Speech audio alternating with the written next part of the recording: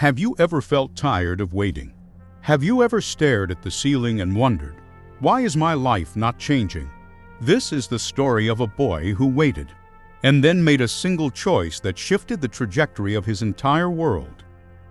In a small, weathered town at the edge of the highway, there lived a 12-year-old boy named Leo. He lived in a house where the roof sighed under the weight of every storm, and the thin walls shivered against the winter wind.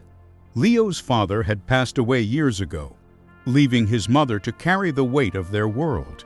Every morning before the sun rose, she left to clean houses across town, returning late in the evening, her eyes heavy with a silence that spoke of exhaustion. Leo didn't go to school. While other kids his age carried backpacks and talked about the future, Leo spent his days at a roadside diner.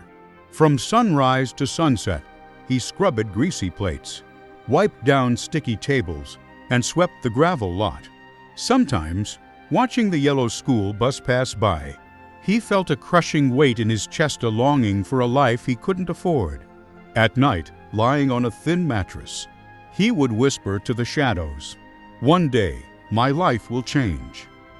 But days turned into months, and months into years.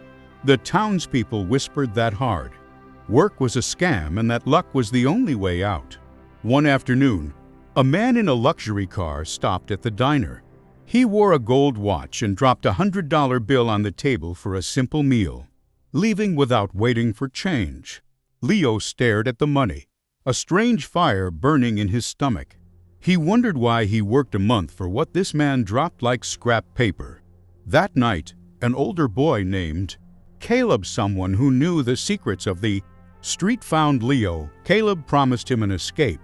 "No more scrubbing plates, Leo," he whispered. "There's a crowded market in the city. People are careless. We take what's in their bags, and they never even feel it. Fast money. No waiting." For a moment, Leo's hunger spoke louder than his conscience. With a coughing mother and an empty pantry at home, he agreed. The next morning, Leo met Caleb in the city. The market was a sea of noise and movement. Caleb moved like a shadow, effortlessly sliding a wallet from a distracted man's pocket. Then, he handed Leo a smartphone he had just swiped. "Your turn," Caleb urged. Leo's heart hammered against his ribs. He spotted a woman at a nearby stall. Her bag was open. It was so easy. Just one step, just one reach. But as Leo moved closer, he saw what the woman was doing. She was counting out small coins with shaking fingers, her face etched with worry as she tried to pay for a bottle of medicine. Suddenly, Leo didn't see a stranger. He saw his mother. A voice in his head screamed, "If you take this, you eat today. But if you take this, you lose who you are."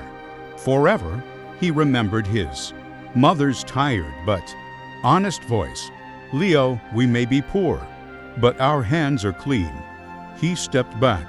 When Caleb pressured him to move, Leo simply shook his head. "I can't," he said firmly. Caleb mocked him, calling him a fool who would stay poor forever. Before disappearing into the crowd, Leo stood alone in the noise, empty-handed.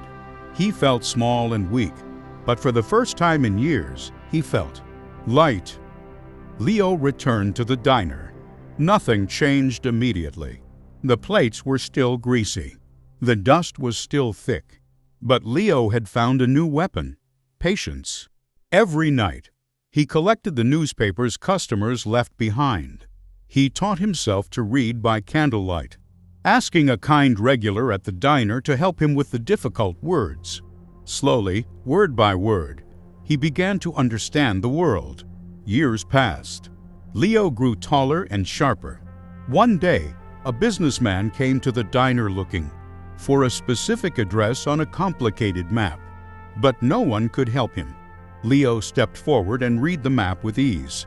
Impressed, the man offered Leo an entry-level job at his warehouse because he needed someone who was honest, could read, and knew the value of a hard day's work. That job was the spark. Leo worked with a ferocity the company had never seen. He saved every penny, fixed his mother's roof, and eventually opened a small business of his own. Years later, he saw Caleb sitting on a curb, looking broken and aged by a life of shortcuts. Caleb admitted that the fast money had only led to fast trouble. Leo bought him a meal and told him it was never too late to change direction. Walking home that night under a clear sky, Leo realized that life tests you most when you are at your weakest.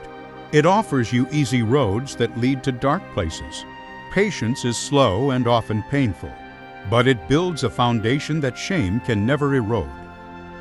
If you are struggling today, if you are tired of waiting for your life to start, remember, Leo, one right choice can change your life. Not always today, and maybe not tomorrow, but forever. Trust the process. Work with integrity, because the life you want is waiting for the person you are becoming.